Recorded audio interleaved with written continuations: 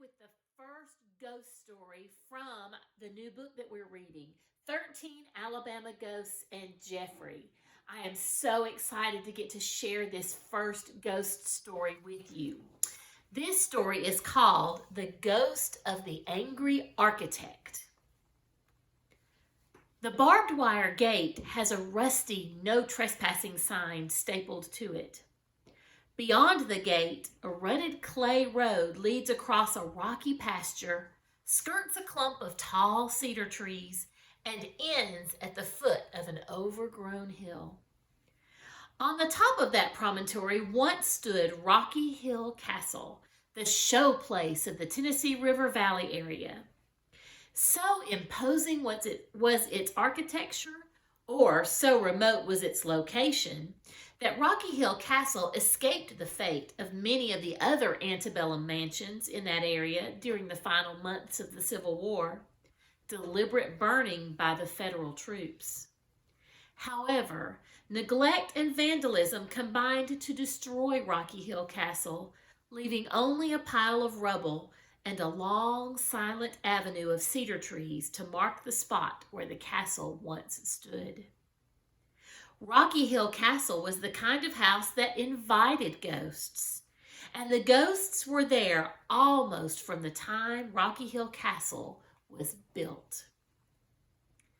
In 1832, 26-year-old James E. Saunders moved from Virginia to Rocky Hill, 3 miles east of Cortland in Lawrence County, Alabama.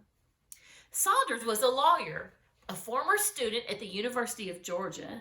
He had left the university at the age of 18 to marry 15-year-old Mary Frances Watkins. Older people shook their heads and said to themselves that the couple was much too young to marry. But James and Mary lived happily together for 65 years, many of those years at Rocky Hill Castle. Nobody knows the exact day that Rocky Hill Castle was built, but it was probably in the late 1840s. By that time, Saunders was an established lawyer, prominent member of the state legislature, the head of a growing family, and the owner of thousands of acres of rich Tennessee River farmland. He was a proud man, and he wanted a home grand enough for a man of his standing and position. So he built Rocky Hill Castle.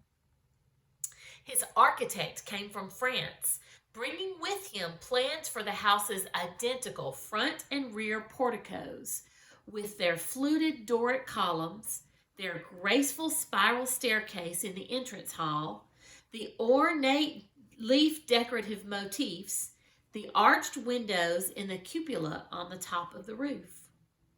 Slaves on the Saunders plantation made the bricks for the mansion, shaping them from the red clay found on the place and firing them in the large kilns built for that purpose. The warm red color of the bricks did not show, however, since it was hidden beneath a heavy coating of white stucco. It was a magnificent house, so grand that even a man of James Saunders' wealth was not able to afford it. When the architect presented his bill, Saunders was astonished at how large it was. Normally a restrained man, Saunders lost his temper completely and shouted angry threats at the equally angry Frenchman. The Frenchman left, cursing the mansion and its thieving master.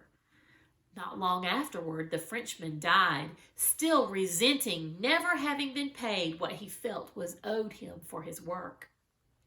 Thus, the background was laid for the ghost of that artistic and indignant Frenchman to become the first of many spectral visitors to Rocky Hill Castle.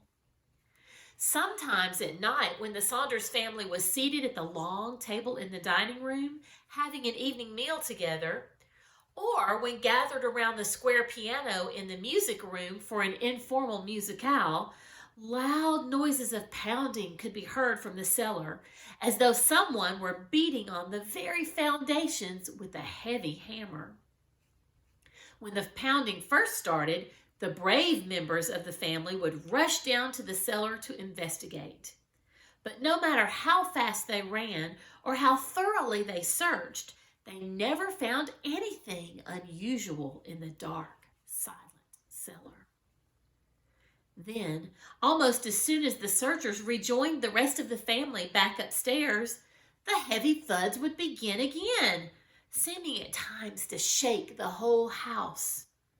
The mysterious hammering continued almost as long as the Saunders family lived at Rocky Hill Castle, and eventually they became accustomed to the noise and even laughed in a rather subdued sort of way about the angry architect's apparition trying to destroy the mansion he had created by knocking it down from its very foundations.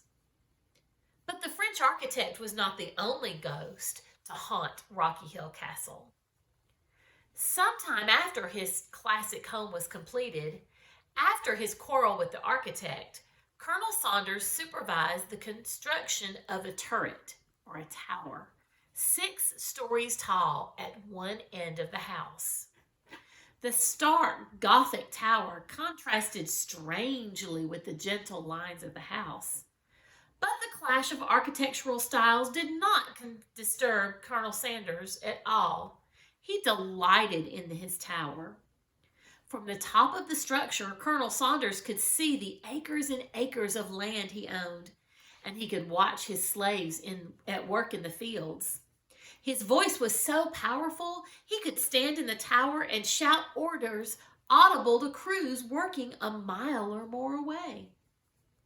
With the approach of the Yankee forces during the final phase of the Civil War, the tower served as a hiding place for the family jewels, just as it had served earlier as a hiding place for Confederate soldiers and scouts. Some of the Confederates who came to Rocky Hill Castle for refuge were sick and wounded, and Mrs. Saunders converted the top floor of the turret into an emergency hospital for their care.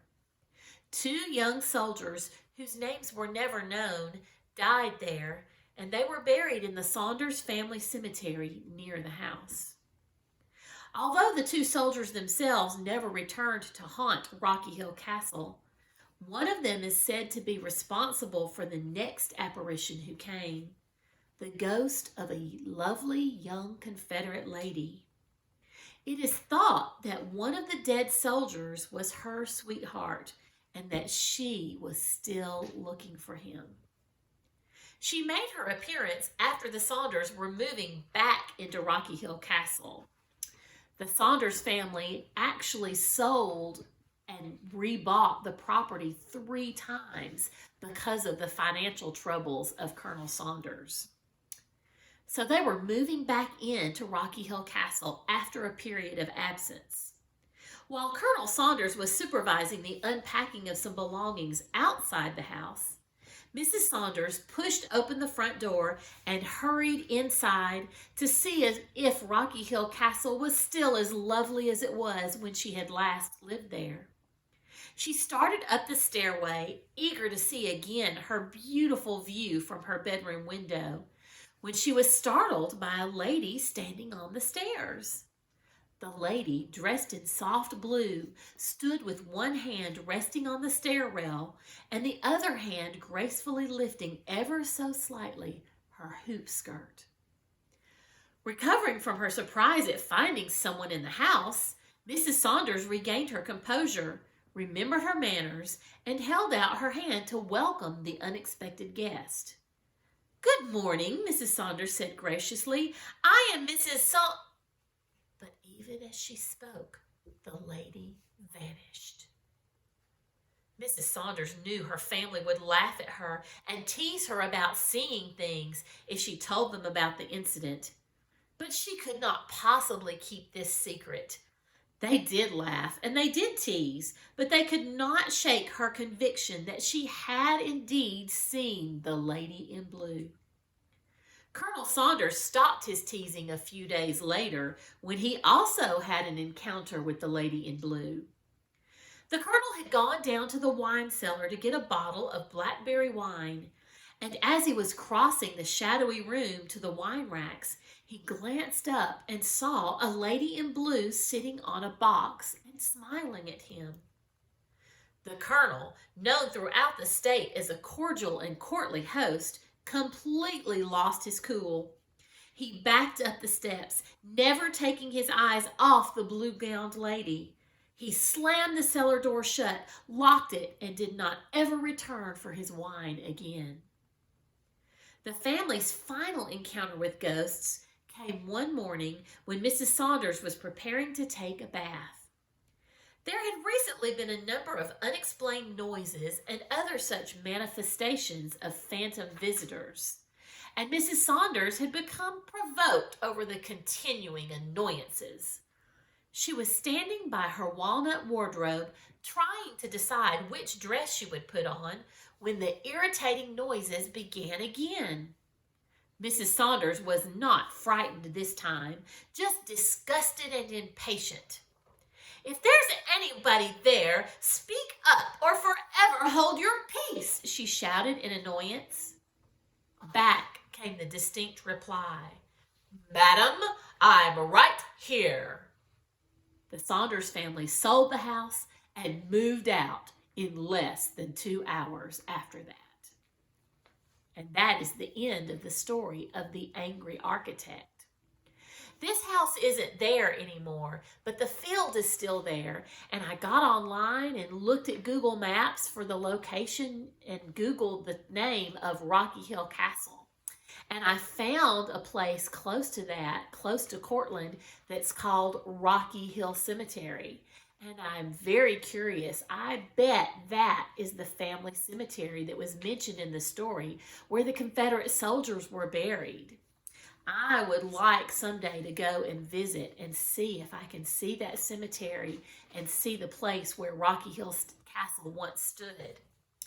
So I hope you made a booklet to be able to join along in the activities that we're going to be doing with each ghost story. But for the first activity, I think it would be fabulous if you would make a map of the outline of Alabama, because all of these ghost stories happen in Alabama. And then I kind of guessed about where Rocky Hill Castle would have been. It's probably not exact, but it's pretty close. It's right up here, the northwestern corner of Alabama. And I put a little star there to stand for Rocky Hill Castle. So I hope as we read along that you will add to our map of Alabama, and we'll put a little star at each location where the ghost story occurred. The other thing I would like to challenge you to do some more thinking about today is thinking about your very own dream house. Rocky Hill Castle was Colonel Saunders' dream house. He imagined what he wanted it to look like. He had a special architect come and design it. And then he added on the turret, which looks like an old castle tower. So I would like you to do some thinking about what would your dream house look like if you were able to design and have built a house that looked however you wanted. And I think it would be really interesting if you would draw a picture of your dream house in your booklet for this first activity. I hope that I'll get to see some of you posting your pictures online. You also can email me at Wait, There's More. So I would love to see those pictures. And that's it for today. So I will see you tomorrow for the next ghost story. Bye-bye.